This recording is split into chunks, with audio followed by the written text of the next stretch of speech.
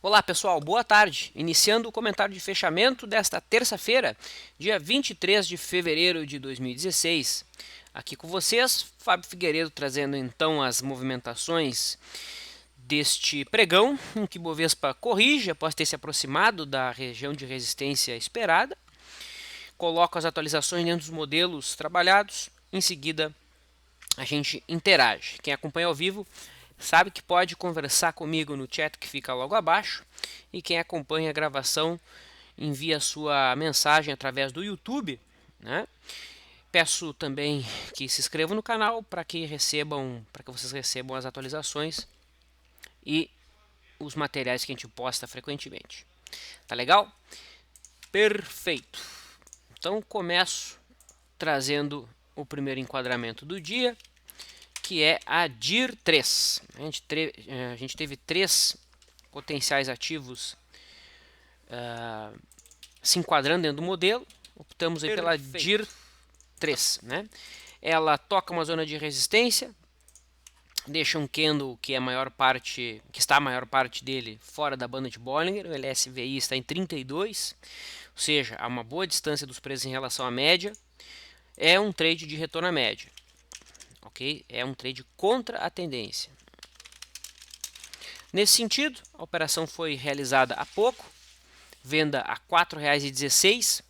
Percebam que a gente não pode colocar um stop simplesmente acima da máxima de hoje, porque um stop ali leva somente 1,6% de variação. Como a volatilidade é elevada, a gente precisa respeitar esse respiro do mercado. Então a gente tem que colocar um stop um pouquinho mais afastado. A gente costuma utilizar o stop mínimo de 10% da média da volatilidade. Nesse sentido, o stop ficou posicionado então em 4,38. Então existe uma margem aqui a mais para o mercado oscilar. A diferença entre o ponto de entrada e o stop, naturalmente, é a realização parcial em 3,94, que coincidentemente é a média móvel de 9 períodos. Tá? Então reside, toca uma zona de resistência de maneira esticada, LSVI acima de 30, candle a maior parte dele fora da banda, ok? Trade executado. Aproveito e já coloco os outros papéis que se aproximaram de operação, né? Do mesmo setor, a gente tinha a MAR 3, que está até mais bonita, para ser bem franco com vocês. O candle dela está completamente fora da banda, o LSVI está mais sobrecomprado nesse caso. Só que o aluguel dela está muito caro, né? Está em torno de 40 e poucos por cento. Né? Nesse sentido, a gente optou pela DIR, né? Setor de construção. Na realidade, não é a MAR que é o setor de construção, né? É outro papel, me confundi aqui. A MAR é lojas Marisa, setor de consumo, deleta. Né? O motivo aqui é o aluguel caro. Tá? Mas, no entanto, está enquadrado sim no modelo de retorno à média. MRV é que é outro papel do setor de construção, né? Essa sim, estava deixando o candle fora da banda, também está enquadrada, mas optamos aí pela DIR, tem um enquadramento um pouquinho melhor. Tá?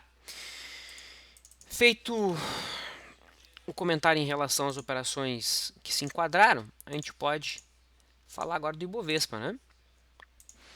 Então, hoje o Ibovespa corrige, tem uma queda boa aí, né? Uma queda de 1,8%, em cima aí da região de resistência, não chegou a bater exatamente no patamar que eu particularmente esperava, que era a faixa dos 44 mil pontos, mas já entrou aqui na zona, né? Que é a faixa que vai dos 44 até os 42.800, que é a mínima lá de agosto.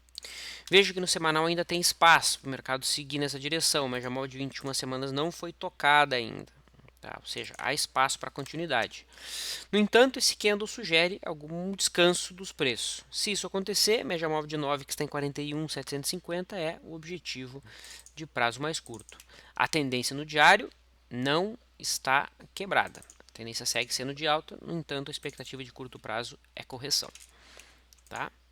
Até mesmo 60 minutos aqui a gente pode observar um canal de alta. Tá? Quem sabe teste aqui da linha de tendência de alta desse canal seja a rota mais provável dos preços. No intraday, hoje o índice futuro gerou uma operação na compra, o mercado abriu em gap de baixa, rompeu a linha da água e 2 candles depois fez o serviço de nos estopar. Um stop muito bem executado, afinal de contas, após disso o mercado só caiu. né? Foi fazer fundo às 2 da tarde e a partir dali não chegou a fazer um movimento mais direcional, né? Recuou até a média, depois voltou a se afastar da média, mas nenhum movimento tão brusco a partir do fundo formado. O dólar, por sua vez, segue fazendo movimentos bastante erráticos, o que é normal dentro de uma tendência indefinida, que é o movimento predominante no gráfico diário. Não temos uma tendência bem definida. Média móvel de 21 virada para baixo, os zigue-zagues estão aleatórios. Média móvel de 50 e 200 ainda apontam para cima, ou seja, um cenário bem complexo aqui no dólar. A situação fica um pouco mais clara quando a gente coloca um gráfico de 60 minutos. Tá? Aí a gente chegou a ter um cenário apropriado para operação, mas no entanto, nenhum enquadramento. Mentira, hoje foi dia Search and Destroy no dólar, tá confundindo com ontem. Tá? O que a gente teve foi um teste aqui de uma região de resistência, que é o fundo anterior, né? E após isso, o afastamento, distanciamento dos preços em relação àquele ponto. Lembro que aqui nesse patamar, né? Se eu não me engano, né? Que foi agora? Foi aqui, né? Nós tínhamos um Dunning de baixo acontecendo bem na hora que eu estava online no LS Live. Não, não era aqui. Era 3 horas, 3 horas. Ah, era aqui. Essa barra aqui que estava formando Dunning, né? Bom, então tá aí o dólar. Não gerou nenhuma operação mais limpa no intraday. Juro futuro hoje, dia de leve alta, mas candles de dúvida no gráfico diário. Tá? Aqui o contrato mais longo testa a resistência que foi... testa o suporte que foi perdido e agora a resistência. Tendência de baixa. Qualquer mínima perdida abre espaço para retomada da tendência de baixo. Milho, CCMH16, temos o teste da faixa aí dos 42,70, média móvel de 9, quem tem posição, deve carregar, os preços continuam acima dela e ela apontando para cima. E o boi, condição é a mesma, né? Status ainda posicionado na compra. Em relação aos destaques do dia, coloco aqui a Ambev, que ontem tocou uma zona de resistência, não fez o candle que a gente pediu aqui de rompimento, então se afasta daquele patamar, deixa mais distante a possibilidade de rompimento. Alpa 4, que ontem chegou a romper, mas rompeu com um candle que deixou alguma sombra, né? Hoje chegou a se movimentar bem, no entanto não fechou tão positiva quanto estava no meio do pregão. BPH3 é um ativo de menor liquidez, tá? Mas que vai fazendo um movimento muito, muito importante. Okay? É um rompimento de uma congestão com volume muito forte. Né? Dentro do nosso modelo, perfeitamente não está enquadrada, né? Porque ela se afasta aqui em relação à sua média. Mas esse rompimento que está me lembrando a PDG, né? Que naquela mesma condição também estava esticada, né? E fez um movimento fortíssimo. Não estou dizendo que ela vai fazer o mesmo, mas é uma condição muito parecida. Até a hipótese aqui de fundo arredondado parece ter ganhado dimensão, ganhado corpo. Né? Então, um papel bonito, para quem não é tão exigente assim, uma entrada é válida, stop poderia ser posicionado abaixo de R$4. Ou seja, tem que trabalhar uma posição pequena, porque o risco aí é de 40%. No entanto, isso não significa nada. Né? Imagina um indivíduo que aceite lá, tolero arriscar R$1.000 na minha carteira. Então, R$1.000 é o quanto eu aceito perder. Se o risco desse trade é de R$2,80, então você pode comprar 300 ações. Arredondando 400 ações, vezes 6,72. Então, você pode alocar aí somente R$2.600. É assim que se trabalha, né? Calculando sempre o risco em cima daquilo que se aceita perder. Aí a chance do emocional influir na tua tomada de decisão diminui. Fibria, papel que vai tentando fazer um pivôzinho de alta, né? No entanto, a média móvel de 21 aqui está apontando ainda para baixo. É um sinal comprador, ainda mais que isso acontece em cima de uma zona de suporte aqui no gráfico semanal. Lame e HGTX, setor aí de consumo, né? Lame vai deixando um candle vendedor fora da banda, no entanto não está sobrecomprado o suficiente. HGTX tocou uma zona de resistência que é um fundo anterior na faixa dos R$14,90. Sugere alguma correção de curtíssimo prazo, mas nada que alimente a necessidade de abrir uma posição no risco. Um papel que a gente enfatizou muito ontem, eu praticamente enfatizei muito, foi a Marfrig, né, que estava rompendo, era um rompimento muito bonito, mas aqui alguma coisa me dizia que ela não era a flor que se cheire, né? A gente comparou aqui os rompimentos, né, que ela costuma fazer falsos rompimentos, então a gente não pode nunca descartar a sensibilidade, né, de se operar o mercado, e essa sensibilidade só vem com o tempo, né? Então era um rompimento ontem inequívoco, só que era a Marfrig que costuma fazer falsos rompimentos, e o que ela fez hoje estopou quem acreditou no sinal grafista, digamos assim. Tá? Eu até mesmo estava lendo aqui uma reportagem super interessante desse mês, né, onde ela aborda a questão do sexto sentido, né, do poder da intuição, entre aspas, para você tomar decisão, e que isso já é validado já em alguns campos de estudo no meio acadêmico. Né? O pessoal já está começando a aceitar o poder da intuição em vários aspectos. Bem interessante. MYPK, papel que vai deixando um candle vendedor, um engolfo de baixa em cima de uma zona de resistência. O que me incomoda nessa venda é o fato dela já ter completado, desse papel já ter completado 5 movimentos de baixa, né? Tanto no gráfico diário como no gráfico mensal. Inclusive a gente catou o fundo desse papel aqui em 8,75, né? Então quem for se aventurar numa venda aqui tem que ter um alvo bem curtinho, no máximo aí a amplitude da barra, né? Mas ainda assim é desconfortável. Dentro dessa conjuntura eu prefiro não fazer nada. Vale 5, deixando um candle vendedor, não está fora da banda, não está sobrevendido o suficiente para a gente poder fazer uma venda contra a tendência. No entanto, o candle de hoje sugere alguma correção. O suporte e objetivo de curtíssimo prazo, R$ 8,70, aonde está batendo a média de 9, tanto a Vale 3 quanto a Vale 5. Chama mais a minha atenção a Vale 3, né, que ela cumpriu aqui com maestria a simetria que a gente tinha desenhado. Agora, qual que é a rota mais provável nesse sentido? Bom, seria algo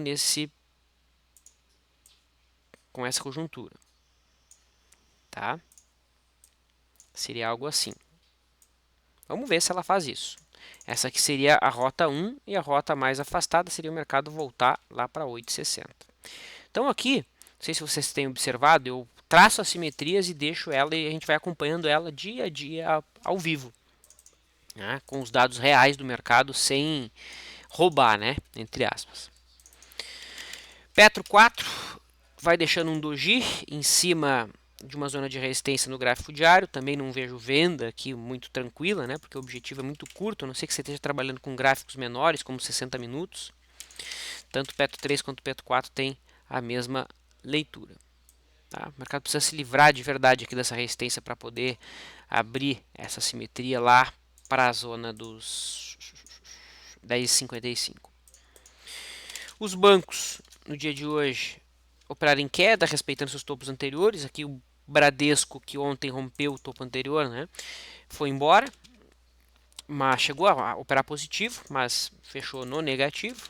E o Banco do Brasil, um doji, vale a pena ficar de olho em Banco do Brasil acima dos R$ 14,15.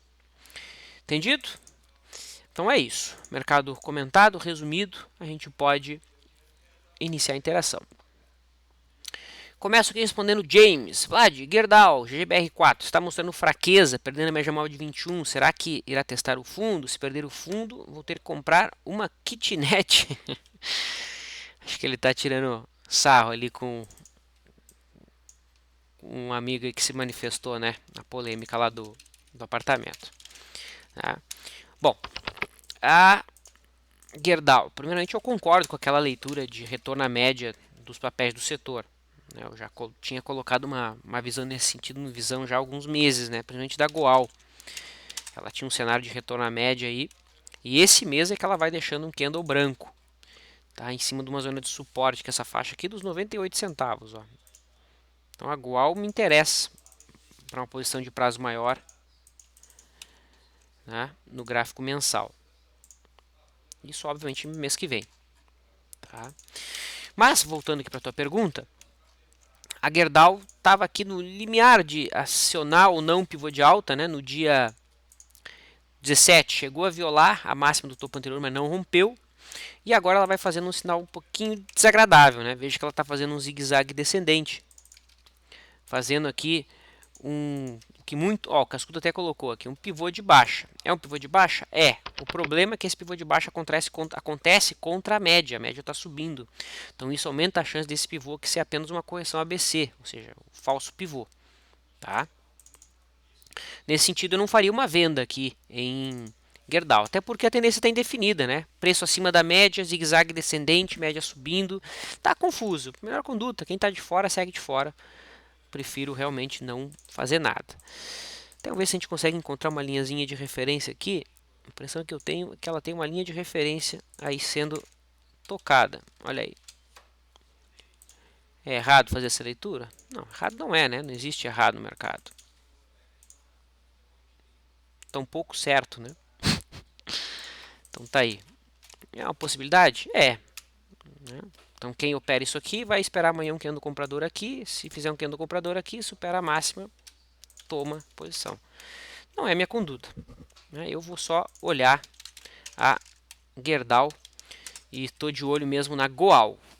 A Goal tá, na minha visão, muito bonita. Tá? Se ela conseguir se livrar aí dessa congestão, está até mais forte, né?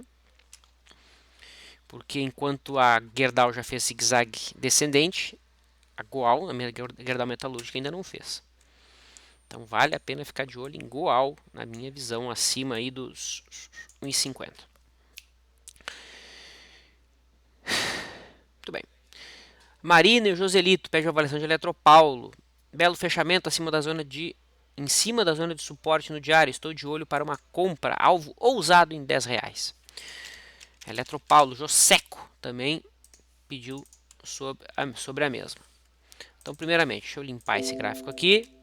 Tá?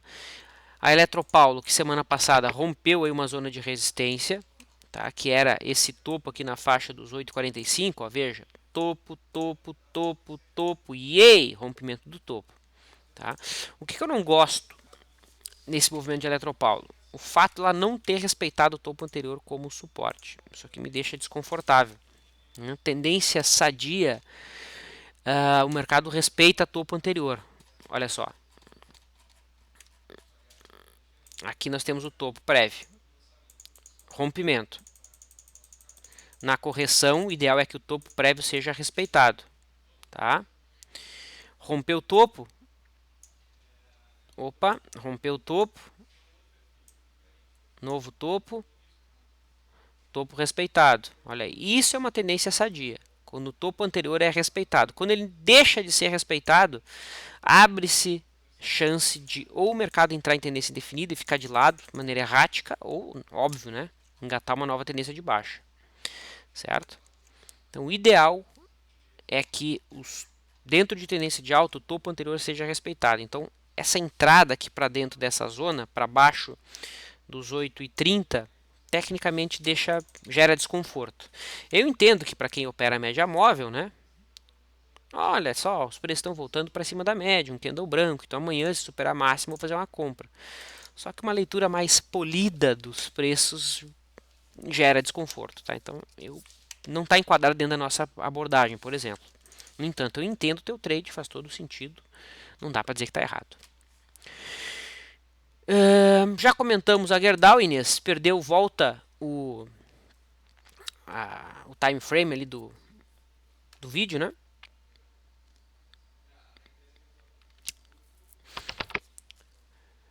Mazola. Ibov, é um fechou fora, fechou dentro nas bandas?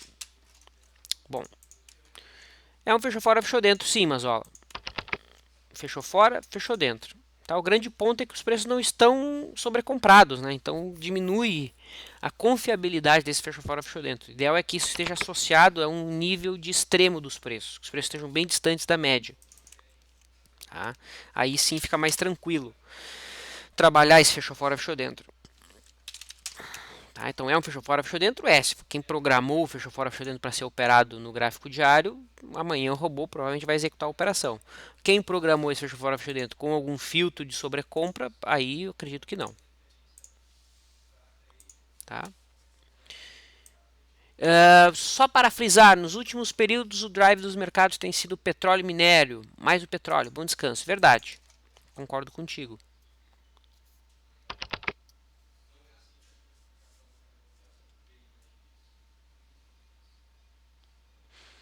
O Mazola mandou até um poema aqui, né?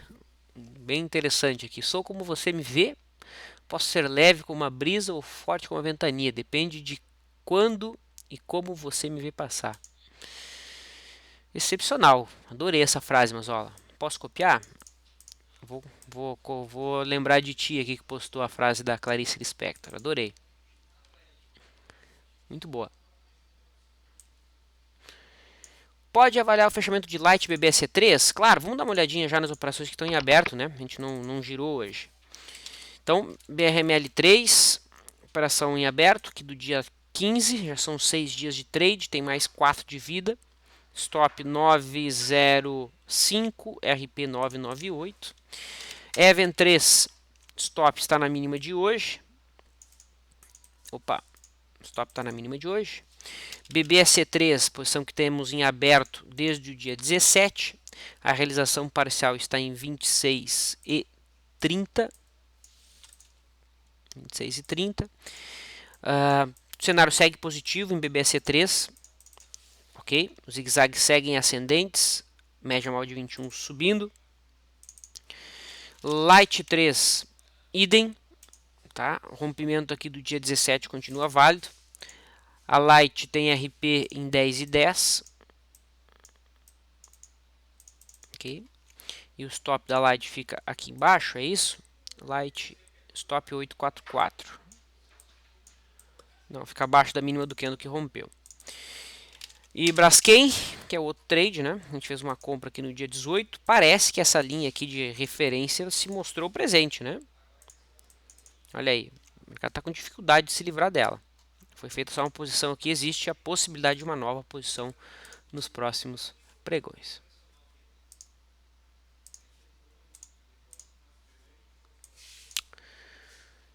Daria para comentar Vale 5? A gente já comentou, mas sem problema, a gente pode comentar novamente. Vale 5, que ontem tinha se liberado aqui dessa região de resistência dos 9,07, né? Abriu espaço para busca lá dos 10,88. Hoje vai deixando um candle de reversão exatamente ali. Tá? No entanto, não vejo espaço para uma venda, não com o sinal de hoje, porque não há uma distância muito grande dos preços em relação à média. A média móvel de 9 já é obstáculo aqui em 863, onde nós temos também um gap a ser fechado. Então essa expectativa, que esse gap aqui venha a ser fechado. Ok? Então é isso. Eu gosto mais da Vale 3, né? A Vale 3 tem um cenário simétrico bem organizado aqui.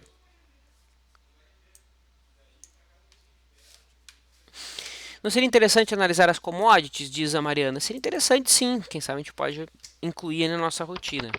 O problema é que não tem nenhum contrato que é negociado aqui com liquidez, né? Tem petróleo negociado aqui, mas liquidez é pífia, tá? Mínima, WTI acho que é. WTI tem o que? 7 negócios, teve 7 negócios hoje. Então a gente teria que olhar um gráfico internacional, né? Do crude oil, que é o mais líquido. Não é só questão de incorporar a rotina. Convidativo para uma compra esse fechamento de Eletropaulo é uma possibilidade. Acabamos de ler aqui o gráfico da Eletropaulo, né? É uma possibilidade sim pelo teste da média, mas lembrando de toda a conjuntura grafista que não está tão perfeita assim pelo topo anterior não ter sido respeitado como suporte. Vale uma venda na perda mínima de PSSA? Como você calcularia o alvo? PSSA 3. Então, primeiramente, qual é a tendência? A tendência é de baixa? Por topos e fundos, não, Gonça. Por quê? Os zigue-zagues, olha aqui. Último topo, melhor, penúltimo topo, último topo. Fundo, fundo, ou seja, eu tenho fundos mais baixos, topos mais altos. Então, há uma tendência pelos zigue-zagues indefinida. No entanto, se eu coloco as médias, né, a média móvel de 21 está subindo, né? Está subindo. Ela estava 23,34. 24,33 e ontem fechou em 23,34 e hoje continua no mesmo valor. Então, média móvel de 21 no limite ele está subindo. Os preços estão abaixo da média, as médias mais longas continuam descendentes, ou seja, não vejo um cenário muito tranquilo para uma operação não, confesso. Tá? Mas, se você optar por uma venda por conta do candle e tudo mais, né, é possível fazer essa venda. Como é que eu calcularia o alvo? Depende. Existem diversas filosofias para você trabalhar com o alvo. Tá? A mais simples, né, é responder primeiro onde que é o alvo, mas onde é o stop. Supondo que seu stop fique em 25,47. Então, se você está entrando na venda em R$24 e seu stop está em 25,47, você tem um risco de R$1,47. Esses R$1,47, que é o risco subtraindo o teu ponto de entrada, te dá um alvo em 22,50. Então, esse aqui é um alvo 22,53. Tá? Esse aqui é o alvo por um método de cálculo, que é a abordagem do risco. A outra abordagem é utilizar 10% da média da volatilidade, ou seja, 5,61% de alvo para baixo. Né? 5,61%, vamos ver onde é que dá. 5,61%, dá um pouquinho acima. Dá em 52,66. Então aqui seria outra forma de você ler. 22,66. Tá? Então essa aqui é outra abordagem. Tá? Uma outra abordagem que você pode utilizar é trabalhar sem alvo. Né? É trabalhar através da condução dessa operação, através de um trailing stop. Aí você pode utilizar a média móvel de 9, ou seja, fica vendido até a média virar para cima. Pode utilizar o high low, tá? É outra ferramenta válida. Qual que é correta? Todas. Qual que é errada? Também todas. Né? Ou seja, para quem não gosta de trabalhar com alvo fixo, gosta de deixar a operação fluir, tem um alvo cravado ali em 22,66, é um alvo errado. Né? O ideal para aquele indivíduo é seguir a tendência através da média móvel de 9. Já para um indivíduo um pouco mais ansioso, que não consegue ficar sem um alvo fechado, né? Trabalhar com a média móvel de 9 não é tão apropriado. O ideal seria buscar o alvo fixo. Tá? Então o ponto-chave é, não existe a única saída correta, entre aspas. Tudo depende, tudo é relativo. Isso varia de pessoa para pessoa. Entendeu? O Henrique questiona sobre Gol 4. Achei que tinha mais uma questão aqui de Gol 4. A impressão, não. É Gol 4. Então a Gol de anteontem para ontem, ela fez aqui um Dunning de alta, né? Que é a marcação de um fundo. Né? O Dunning é só a nomenclatura que se dá ao candle que tem a sua máxima acima do candle anterior e mínima acima do candle anterior, de preferência com a média móvel subindo. É uma forma polida de você chamar de fundo. Tá? Tecnicamente, ontem teria sido dada uma entrada, tá? Até porque o candle de ontem deixou um gap aberto, então existe a possibilidade disso aqui ser um gap de fuga. Tecnicamente, a expectativa é positiva. Tá? É válido uma entrada, estaria no ponto de entrada agora, exatamente na faixa dos R$2. O David questiona sobre YouTube 4. Dá uma olhada então aqui no gráfico de YouTube. YouTube, ao contrário de Bradesco, não rompeu a resistência, né? Segue respeitando aqui a faixa dos 25,55. Um candle que vem a fechar acima desse patamar, David, abre um cenário comprador bem interessante. Porque a partir daquele ponto, se olharmos para o lado esquerdo, procuraremos resistência e não encontraremos. Somente lá na faixa de 29,39 aqui há ponto de inflexão decente. Tá? Então ficaria de olho aqui nesse ponto. Quem trabalha com lançamento coberto, os últimos pontos aqui pela estratégia que a gente ensinou no treinamento aconteceram aqui,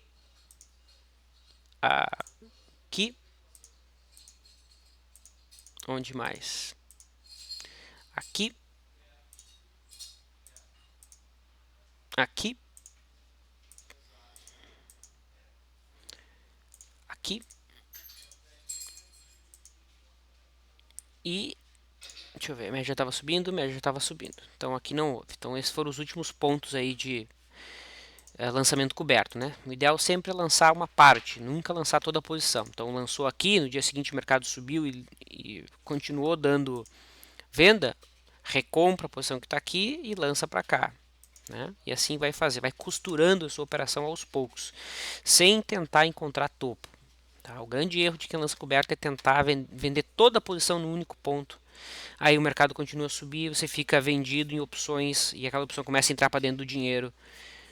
E pior cenário, que quando um dia está começando, é deixar a opção ir lá para dentro do dinheiro, aí o cara vai querer recomprar as opções não tem mais liquidez, e aí você vai ter que entregar a posição. Né? E aí vai dizer que é culpa do mercado, que é uma porcaria, e não é, né? O ideal é que você não acompanhou, quando você lança a opção, o ideal é sempre manter lançada dentro do dinheiro, no dinheiro, tá? Porque é a opção no dinheiro que mais perde valor com a passagem do tempo, e é a que se beneficia também da diminuição da volatilidade. Então é isso. Os outros papéis que ficaram aqui, a Alpa, a Gerdau do Fernando, a gente já respondeu. O Bruno também tinha pedido sobre Lame, já respondemos. Marfrig já falamos. E era isso. Para fechar aqui a questão do Ronaldo, né, ele pediu sobre CVCB3, se está num bom ponto de compra. CVCB3, ponto de compra. CVCB, é isso mesmo? Um bom ponto de compra. Ronaldo, não vejo. Não vejo. Vejo papel num ponto de venda, né? Tocando uma zona de resistência dentro de uma tendência de baixa. Deixou candle de reversão ontem e candle de reversão hoje. Priorizaria uma venda. Tá? Daria prioridade para uma venda. O Elton questionou, Vlad, procuraste BTC de DIR? Você confirmou? Sim, confirmamos. Tinha bastante, não bastante. Tinha o suficiente para a gente poder chamar a operação. Tá? Tinha aluguel sim, a gente só chama quando tem aluguel. Tá? A própria Amar tinha aluguel, mas a taxa estava 40 e poucos por cento. E a DIR estava em torno de 4,2%, 4,3%. Tá? Ó, pode ter acabado, né? Aí já é outro ponto. Mas quando eu olhei tinha. Tá? Legal. Me despeço, deixo um abraço a todos. Amanhã a gente volta a conversar. Tudo de bom.